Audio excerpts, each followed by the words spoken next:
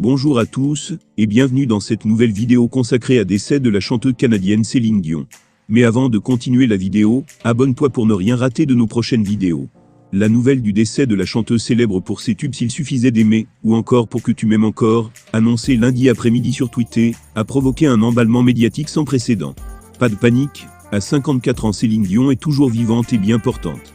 Il semblerait que cette rumeur soit infondée depuis lundi, 14 novembre, une rumeur lancée sur Twitter, concernant une potentielle mort de Céline Dion, enflamme le réseau social. Rumeur planétaire, l'effet Twitter, le réseau Twitter colporte toutes sortes d'informations, les vraies comme les fausses. Les plus anodines, comme les plus terribles. Ainsi nombreuses personnalités ont déjà été l'objet de fausses rumeurs de mort se propageant sur Internet comme une traînée de poudre. Hier, ce fut au tour de Céline Dion, chanteuse québécoise, d'être enterrée par un tweet funèbre.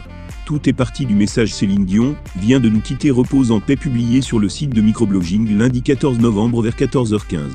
La rumeur enflamme immédiatement la toile. Nouveau tweet une heure plus tard décès de Céline Dion, les proches de la chanteuse confirment point, pour amplifier l'effet d'annonce, ce dernier tweet est accompagné d'un lien vers le site Necropédia, qui précise pourtant que Céline Dion n'est pas morte. Selon un sondage du Celebrity Post, une large majorité 84% jugeait lundi soir les rumeurs du décès de Céline Dion de très mauvais goût.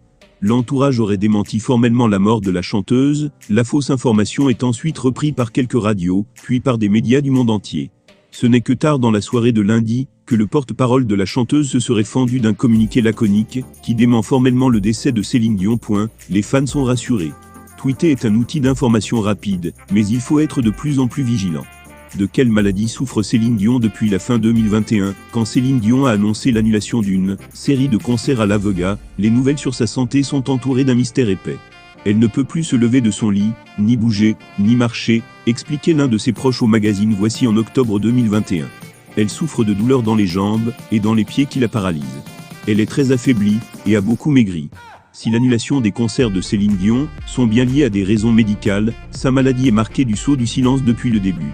Sa sœur Claudette, qui s'était chargée de donner des nouvelles sur l'état de santé de la diva l'année dernière, en a à peine dit plus. Ce report n'est pas un caprice, c'est toujours la même chose, elle est terriblement exigeante avec elle-même.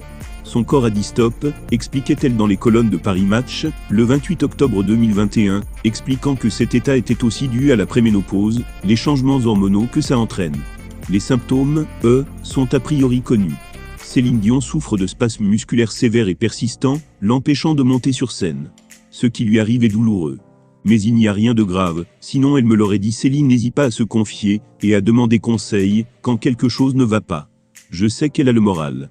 Elle est très bien entourée par les membres de notre famille, soulignait Claudette Dion, qui estimait alors la durée d'absence de Céline Dion à quelques semaines, voire quelques mois. Il s'en est écoulé près de 12 depuis ses déclarations. Merci d'avoir suivi la vidéo, jusqu'à la fin, et à très bientôt pour une nouvelle vidéo.